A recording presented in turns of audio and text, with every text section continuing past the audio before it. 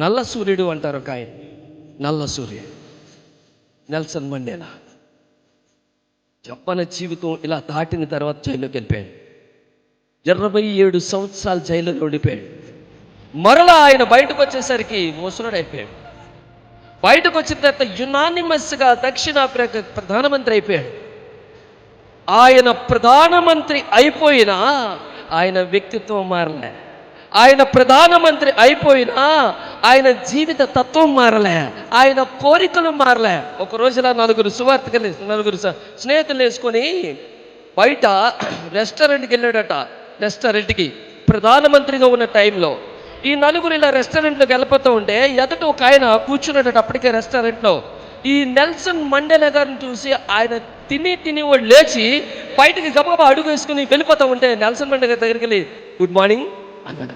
Good morning వాడు good morning sir, good morning కదా, cool cool cool ఏ వెళ్ళిపోతున్నామే ఆకలి అయిపోయింది సార్, అయిపోయింది. ఈరోజు నువ్వు నాతో బ్రేక్ఫాస్ట్ చేయాలి ఖచ్చితంగా సార్, నాకు ఆకలి లేదు.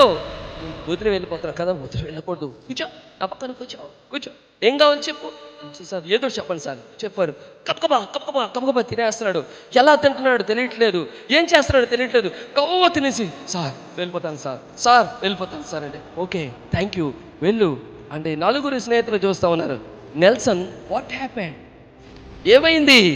ఏమైందంటే ఏం లేదు 27 సంవత్సరాల నా యొక్క జైలు జీవితంలో వాడు నా పర్సనల్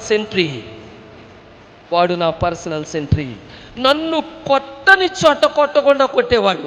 కొట్టి అరిచి గొంతు తడారిపోతే తాం అంటే వాడి మూత్రం నా నోట్లో వేసేవాడు. వాడు ప్రధానమంత్రి ఏవైనా చేయగలడు. ఏం చేశాడు? ప్రేమించాడు. యేసు జీవము నీలో ఉంటే ఇదే సాక్ష్యం ఉంటుంది.